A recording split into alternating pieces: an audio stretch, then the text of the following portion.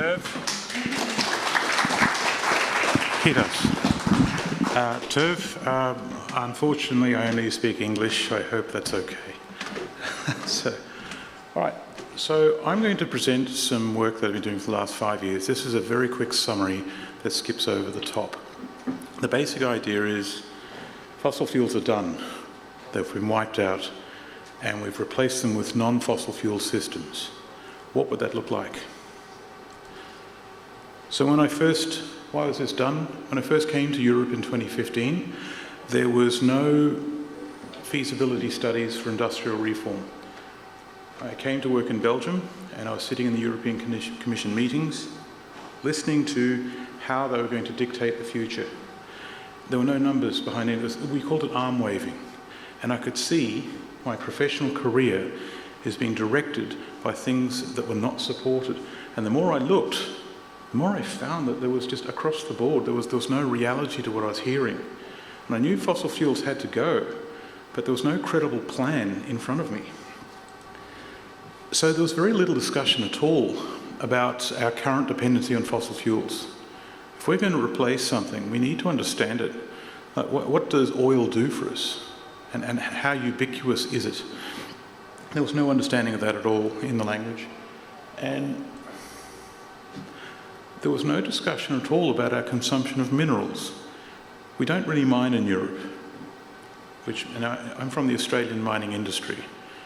And I'm here to tell you, our society does indeed consume minerals on a daily basis. But in Europe, we don't mine and we don't manufacture. We buy things from the market, usually from China, where they do terrible mining activities. There was no understanding of, if we were to phase out fossil fuels, if we were to replace them with what we were proposing to replace them with, what were the raw materials that would source all that? And the whole commodity sector was misunderstood. It seemed to be thought of as a market operation. Throw money at it and resources will magically appear. And so I saw real trouble coming. Assumptions were being made. I was also part of the recycling world. And promises were being made not only on behalf of mining and manufacture, but recycling as well, that we're never going to be able to meet. And this was our future. So I convinced my management by pointing out that at the time, everything was all about batteries and electric vehicles. And I pointed out that the captains of industry in Europe would turn to the geological surveys, GTK in particular, because in Finland, even though mining doesn't really happen here, we have a lot of battery mineral deposits. So they would actually look at us first and they'd ask this question: why didn't you tell us about this very basic problem? And once my management understood that there was a very difficult situation coming, I was given a mandate to go out and do this work. So before I get there, so when we're talking about phasing out fossil fuels, I'm an environmental activist from Australia. I was actually trying to prevent the fracking industry from happening where I lived. And so I do like and sympathise with the environmental movement. But my profession also taught me a lot of things. When we're talking about phasing out carbon systems, we talk about carbon emissions and climate change targets to the exclusion of everything else. We're not talking about the physical realities of number of units on the ground, or the finite resources we're trying to replace, or the resources which are also finite we're going to use them to replace them with. It's like society at large had actually been disconnected from this basic reality. So the green transition will happen. Don't for a moment think that I'm not suggesting that.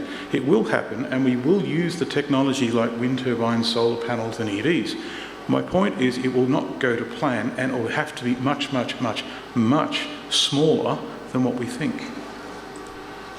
So before we get to that, I'm going to talk to you about the situation we're in industrially.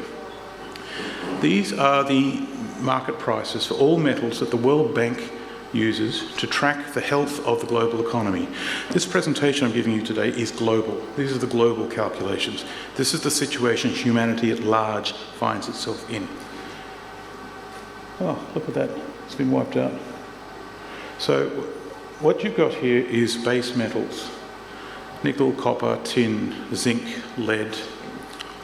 But you've also got precious metals, oil, precious metals, platinum and gold, and you've also got all the fertilisers, potash. And what I've done is overlaid them where all curves are indexed to the number 100 and the month December 2001. At this point here, all curves go through that point. That means you have periods of stability. This has not come through. Sorry about that. But the point is, in January 2005, this happened. Now, this is 18 years ago. There's a blowout in metal prices. I show this had its origin in the oil industry. We had a blowout that put the whole system under stress, and in 2008 we had the global financial crisis where the weakest link broke, which was American real estate. After that, we still have this massive volatility, so it's still there. And now we've got COVID, which is another blowout again. Yeah. Oh, right. Yep. Yeah, right. Okay. So my point here is the system's been trying to thermodynamically correct itself for 18 years, and we won't let it because we're using quantitative easing. We are in trouble.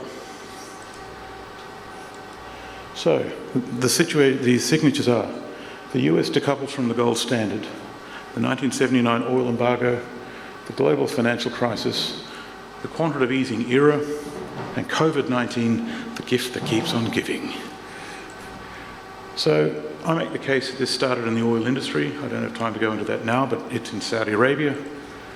A major economic correction did not resolve these problems, and the change started 18 years in the past.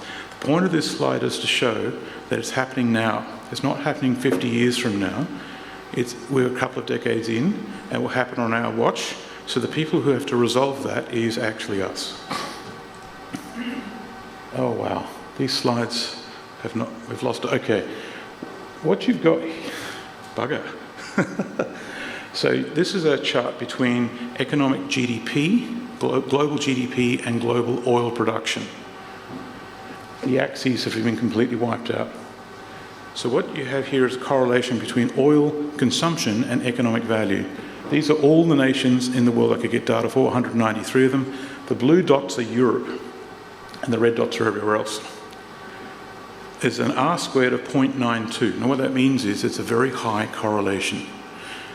What this means is high oil consumption, high economic productivity, low oil consumption, low economic productivity. We're a petroleum-driven society even now, after all the work we've done for the last 14 years. So there's the larger European economies, United States and the BRICS economies. And these are the Nordic frontier. I think this is actually where the action is. The future will belong to the smaller and nimble economies, and I can see the Nordic countries banding together in an economic union, and I can see Europe breaking apart. So let's look at oil. In November 2018, we had a localised peak oil. And then we had COVID, and it looks like we're on our recovery. So it looks like that record's about to be overrun. But is it? Here's that same data, but now it's split up by energy source. The dark blue is crude oil. There's our possible peak. I say possible because when it's like 5-10 years out and it's still the peak, then we can call it. But it's still declining, and it looks like it's not coming back. So we're getting gasoline now and jet fuel made from biofuels, and we're also got a new procedure to force gasoline being produced out of natural gas. 48% of gasoline coming out of the United States tight oil sector had its origins in the gas industry. So the concepts of peak oil now need to evolve. But what we're doing is we're forcing a terrible inefficiency into an industry that we've depended on becoming efficient. And this is the industry that our economic growth depends upon. So this is to say that peak oil could be in our past, but whether it is or not, this is to say that we need the after oil plan now. This is not a tickling competition. So not only for climate change reasons, but also for depletion reasons, this needs to go. So here we have, there's 2018, and we're about there. So this is a study being done of what's on the ground and what we think will happen. The dark orange, or the red is oil. It indeed has peaked, it does not come back. But our natural gas liquid expands, but it all peaks in 2027, according to our best numbers now. That's only 4 years away. And if it takes 20 years to actually phase out oil, we really should have been having this conversation 20, 30 years ago. So a lot of the post-2023 productions are not committed yet because money has not been committed to it. So are these numbers even real? So we'll see. But anyway, so it's on the books now. We should be looking at this now and not have this complacency we seem to have. So when I show this slide, this is gas. We all understand why gas is a problem now. So, oh no. All right, let's just skip that. Gas is also a problem. All right, these are the numbers. Russia was supplying 234 billion cubic metres of gas a year.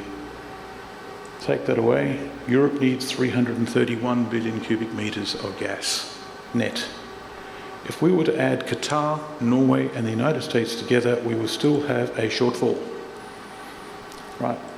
Now, China is the second largest deficit that needs a lot of gas, but they do all our manufacturing for the planet. We're just consumption. So you put Europe together and China, we need 424 billion cubic metres. The next largest suppliers, the United States, Australia, Norway and Qatar, put all those together after Russia, and we still have a shortfall. So what this means is, and that's only possible if all existing gas contracts are wiped out. Now that's not possible. So whatever comes down the pipeline between Poland and Norway will not deliver enough gas for Europe. Right, nowhere near enough. The United States is not capable of delivering enough gas, even if the infrastructure was there. So the gas coming down the pipeline from Norway, whatever it is, it has to be taken from the United Kingdom. You can't rob Peter to pay Paul.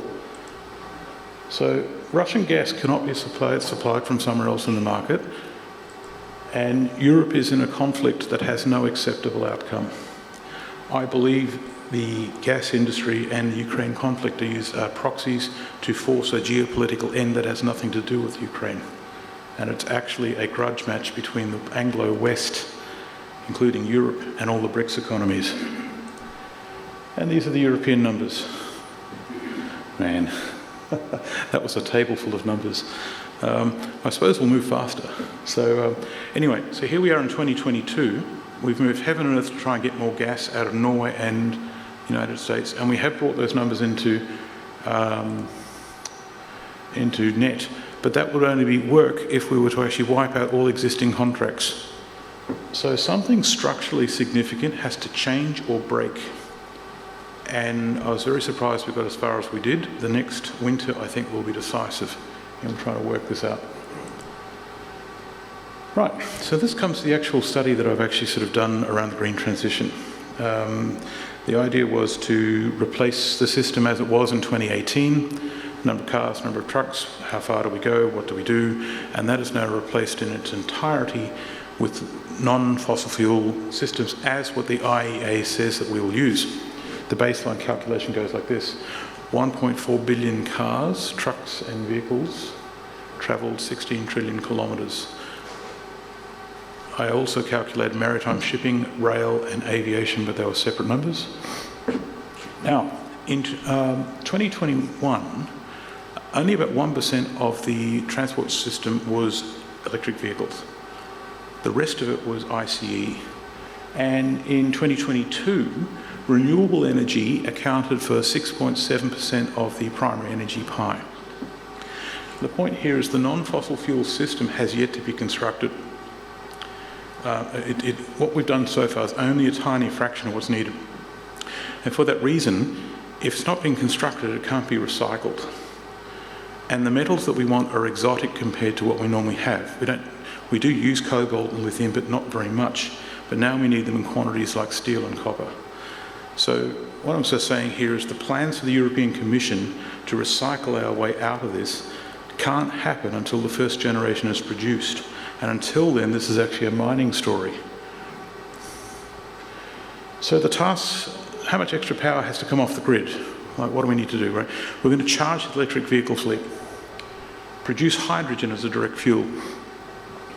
We're going to produce steel in a hydrogen atmosphere. We're now going to produce ammonia as a maritime shipping fuel. So there's a whole lot of fossil fuel power generation. Phase it up. And instead of using gas to heat buildings, we will now use heat pumps. We also need to use biofuels, but according to the IEA, how much? So 46% of the maritime shipping fleet will use biofuels by 2050, 27 years away. And the aviation industry will contract by 38%, and then that will become biofuels. To do that, we need 940 million tonnes of biomass. To put this in context, the 2018 wheat crop of the same year was 402 million tonnes. We are starting to actually take things from the planet that far exceed what's actually possible or sustainable. The whole point of my work is to convince people to go back to the drawing board. Fossil fuels are going, but the after fossil fuels plan will not work in its current form. Here are the numbers graphically. So on the left, we've got power generation in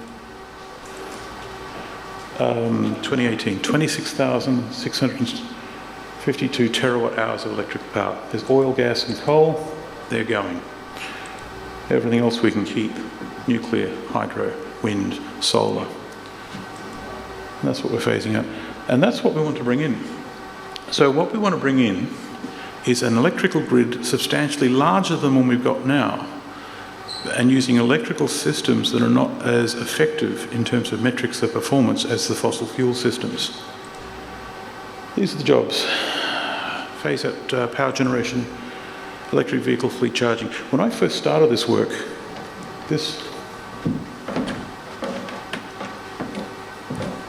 that striped square represents electric vehicle charging fleet.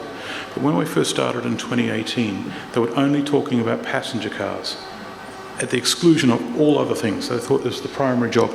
That represents only a quarter of that striped square. Hydrogen, steel, ammonia, heating. So the system will go from 26,000 terawatt hours to 58 terawatt hours to stand still as of 2018 capacity. This doesn't account for growth between now and 2050. Right, so these numbers, as large as they are actually too small. So what have I done? And we now know the amount of power we need. So I took a study released by the IEA, and they predicted in 2050 what the energy split will be. Okay, let's go. Right, so what you've got here, in the energy split, wind and solar represents about 70% of the energy mix. It becomes the primary energy source going forward. Where the primary energy source at the moment is coal and gas, it now becomes wind and solar. Now there are some problems with that. So anyway, so I've used this split to develop for my study, and I've got you've got nuclear, hydro, wind and solar take the lion's share, and you've got geothermal and bio-waste to energy.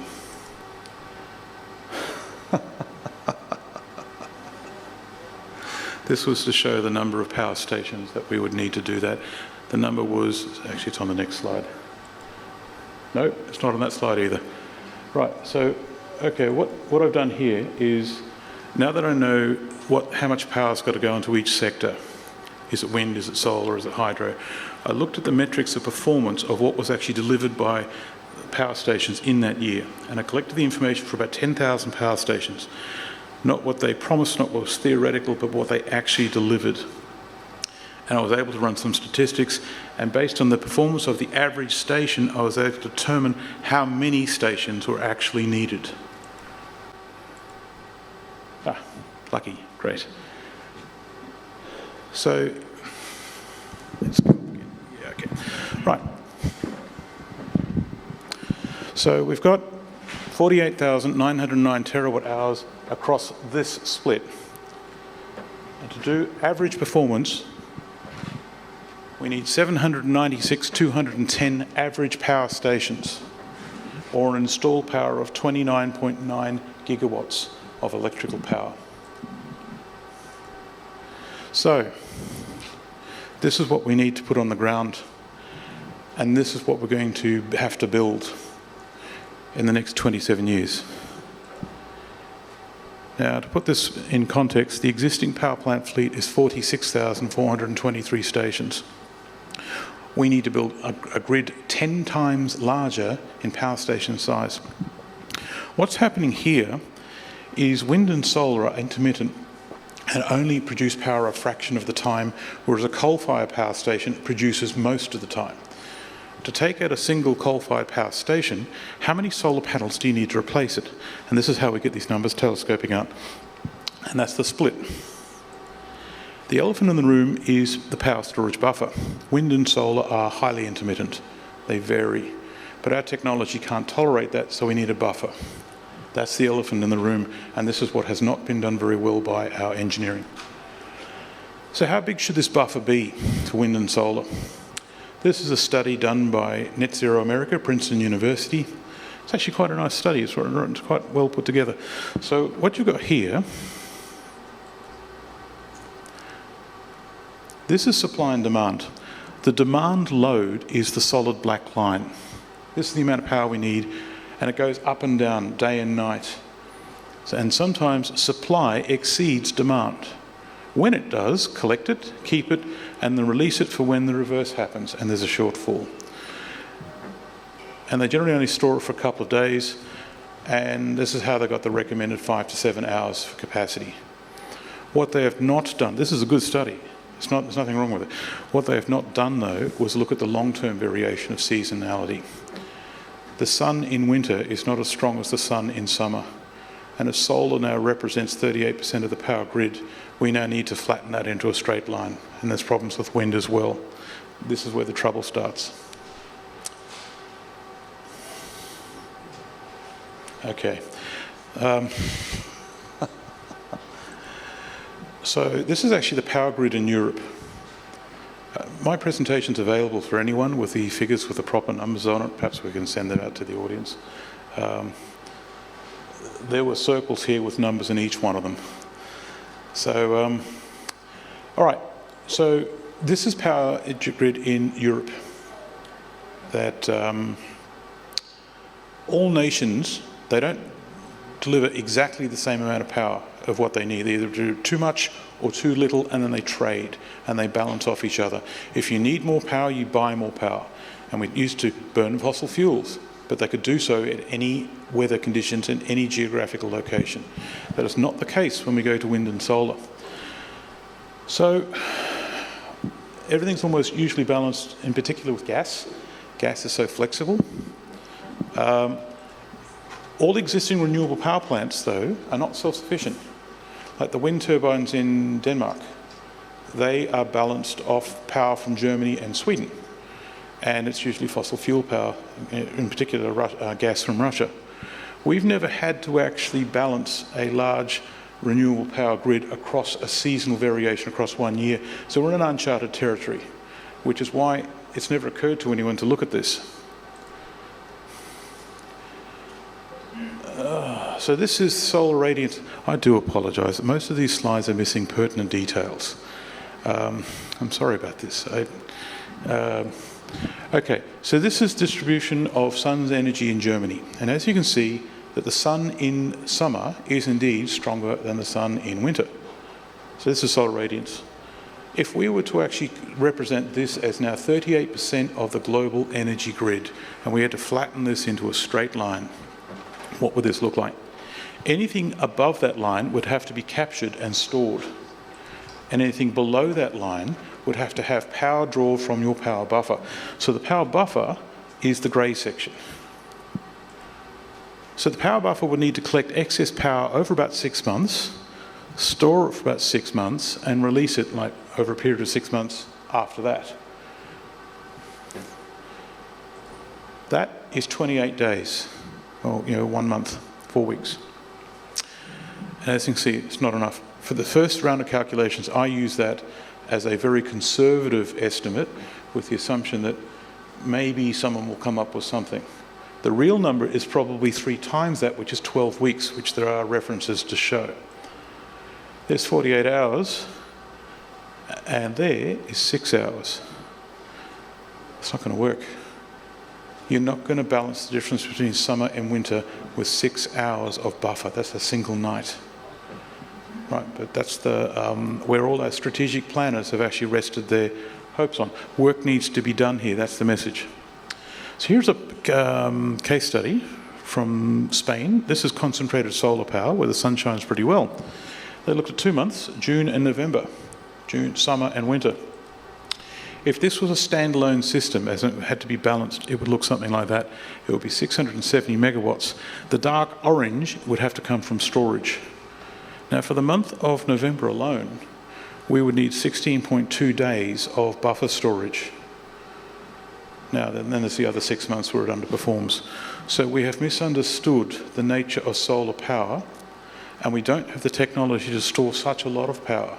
So we would do one of two things. One, we develop our electronic technology that can actually handle variable power. Like we don't, at the moment, if you get a power spike or a brownout, you lose your computer. Right? We have to get around that somehow. Or we find another power system, which is also possible. Wind. Now, wind is variable. The UK Parliament did a study in 2014, and they found that power was so variable they couldn't predict it. It didn't help they got hit with some unseasonable storms while they were doing that study. Down the bottom here is actually a more civilised wind meterage, but look how rough this is. If this represented 38% of the global energy mix, and we had to force this into a straight line, it would be this dotted line here. And that would be 6 hours. Now, the problem with wind is it's variable, and these peaks can swing up to 60%, and the size of the peak dictates the size of the needed buffer. It's rough. Now, what's interesting, this is 5 nations all together stacked on top of each other. And you might notice that when one nation has a peak, they all have a peak. Right? You can't use Germany to balance Denmark or Sweden to balance France. When one region's in trouble, everywhere else is in trouble. Just as with solar, if a solar farm is underperforming, it's probably because it's winter, and the entire northern hemisphere would be winter at the same time. So we can't actually balance these off against each other. And variations of up to 48%. So the United States Department of Energy picked up my work in 2021. They audited it. They found themselves at cross purposes with its conclusions, and they conducted an internal audit across 2022. This is a power grid. I'm not sure if you can read the numbers here. So you've got an electricity supply of 100 million people. And what they found is wind and solar underperform for about 6 months of the year. So conceptually, if they found my concepts were correct, wind and solar do need a seasonal buffer. So not only were the capacity factors low, but they were low at the worst possible times. Winter is often when we want to use power to heat buildings. That's when we need more power, not less. So in practical terms, this is the information I collected. Global Energy Observatory.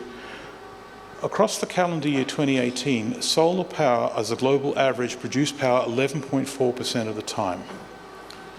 And wind was 24.9% of the time. That was 2018. I think engineering has got it up to 33% now, so it has improved. Even so, most of the time, these assets will be idle. And there's not a damn thing we can do about that because it's the weather. This is what we have to work with. So, stationary power storage, the buffer, there's 4 levels now. So instead of actually engaging in the debate about which one's better, I think the real number is at 12 weeks. I now have a reference for all 4. The conventional thinking, we only need 6 hours. So there's a reference for each one. I believe the real one's 12 weeks. And I've then extrapolated that into all calculations, so I have now 4 calculations to show you. So let's talk about hydrogen. Hydrogen's been projected as a way of storing energy. Now, hydrogen's not an energy source, it's an energy carrier. You've got to produce it. And if we're not allowed to use gas to produce it, we've got to use electrolysis to produce it. And to do that, we're drawing power off the power grid. These are the 4 buffers, 1, 2, 3, 4. This is the electrical power we will need to make the hydrogen. This is the electrical power that needs to be stored to be brought back to the grid to recognise that buffer. Now, for every kilogram of hydrogen, we get 15 kilowatt hours of electricity out. But it takes 52.5 kilowatt hours to produce that 1 kilogram of hydrogen. So we've got a round trip of 28%. So this is the amount of hydrogen in million tonnes, and this is the amount of electricity in terawatt hours. And the last 2 columns are how much the power grid would have to expand above the numbers I've projected here to make that buffer. So the power grid will have to expand between 27 and 81% in size just to make the buffer to go for wind and solar, and some of that would require support from wind and solar, so another buffer again. So the conclusion I come to here, hydrogen storage certainly has its place, but it's not the primary energy storage going forward. All systems work at a small scale and in the right context. They all have their place and we need them all. But the quantity of systems going forward is the problem. At the moment, pumped hydro is how we store our power most of the time. So the question is, can pumped hydro, or what pumped hydro is you've got a hydroelectric generator and you've got a reservoir at an altitude above it, and during the night water is pumped up to the reservoir, and then the water comes down during peak time and they generate power from the water passing through the turbine. It's about 80% in round trip efficiency, and it's the cheapest way to store power that we have at the moment. The Australian National University found 530 potential sites around the world that could be turned into pumped hydro, which means that we'd have to rezone a lot of area and put up a whole lot of dams. And they've proposed that this is actually no problem. You might notice there's very few in Northern Europe. When I went through the process of starting to look at some of these with the Fraunhofer Institute, a hairy bureaucrat sat me on his knee and gave me the talk that this is politically unacceptable and I'm to stop work immediately. They're not going to rezone such a large amount of developed land. But if this is what we need to do, then let's look at it. All right, so now the question is, how much water will this tie up? And most of these sites are away from the coast, so we're talking fresh water. So let's take the 28-day buffer. Let's be conservative. A flow of 100 cubic metres produces about a power of about electric megawatts in general terms. So 500 megawatt hours will need 360,000 cubic metres of water. So to make our buffer, we need 1,949 cubic kilometres of fresh water. Then the global annual withdrawal for water was 3,990. So this is the water we're pulling out of the natural environment in a global context where agriculture takes most of it. And the pink is the extra water we would need to meet the buffer. And if the real number is up this end of the graph, we're talking about a massive increase. And the problem is, oh dear. Right, that graph here is global freshwater use between 1900 and 2014. It's to show that the largest amount of water withdrawal from the natural environment is an all-time high. Our population's never been larger. So if we're going to draw more water, fresh water, that is unsustainable. That will never happen. So the conclusion is pumped hydro cannot be our power storage at this volume.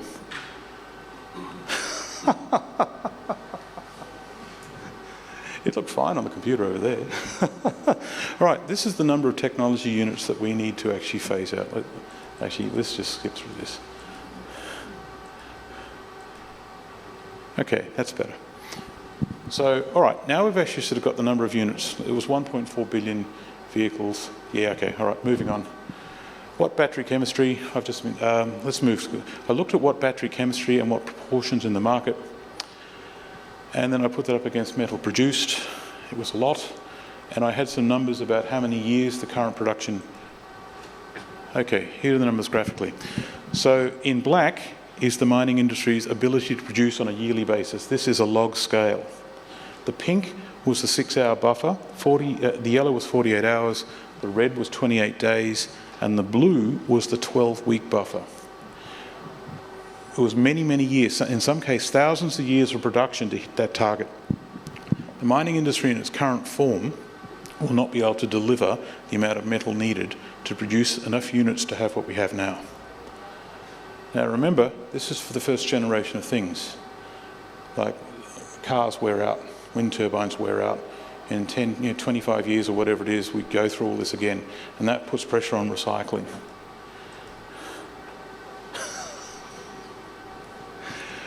Then I put those numbers up against reserves, and I found that reserves in the ground were not enough. Now let's show these numbers graphically. Now, for every 1,000 deposits discovered, only 1 or 2 become mines. And it takes between 15 to 20 years to develop a mine when everything goes well. When everything doesn't go well, it's closer to 50. For every 10 producing mines, 2 or 3 will lose money and shut down. Now, we all interact with mining, all of us.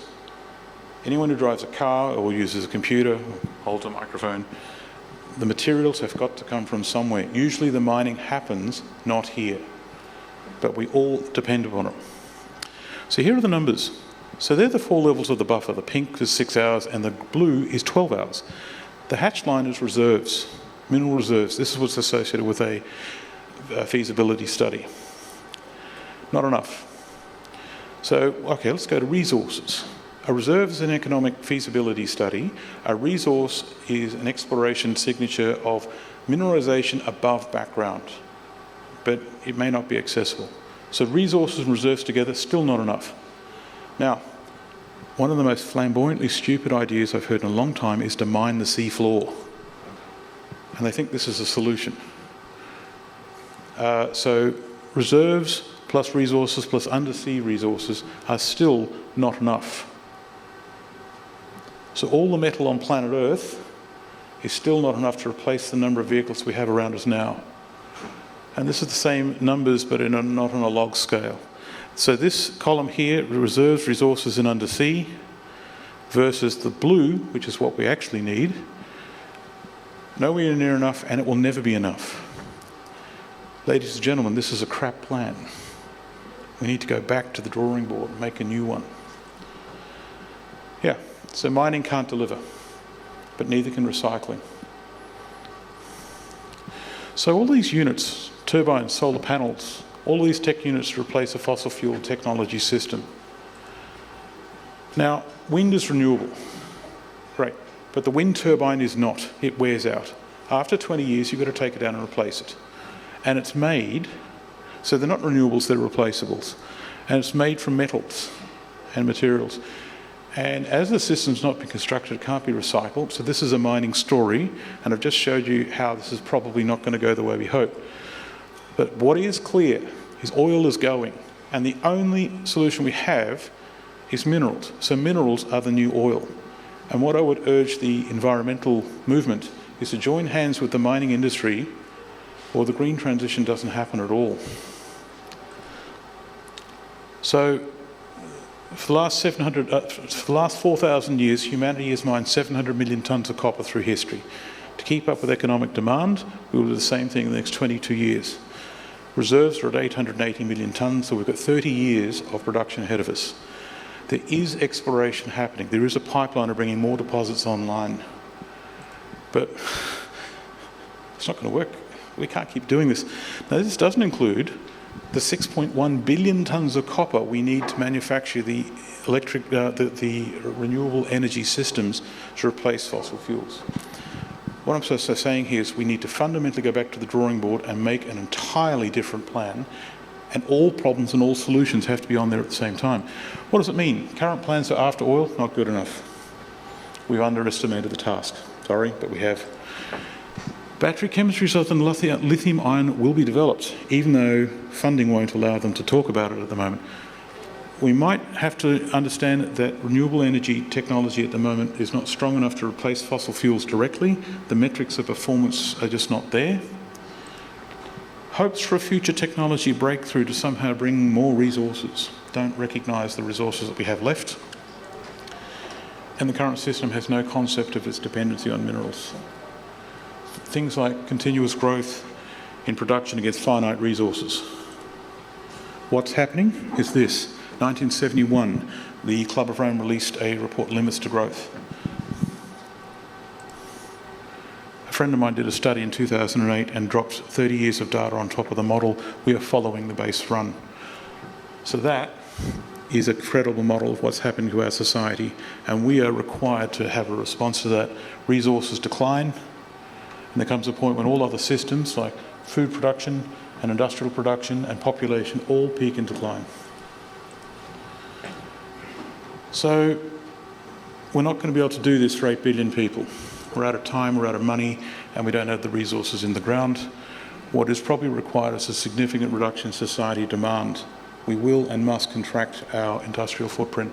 It implies a very different system of governance, and it leads to the conclusion that the entire green transition is a stepping stone to something else. It is not the answer for the next industrial era. So we need to actually give some thought about what that might be. Ecological reality and biophysical limitations will reassert itself. All right, this is the last slide. Can I have another minute? 1 minute. Thanks, mate. All right, so this set of tasks is in response to people asking, what do we do about this?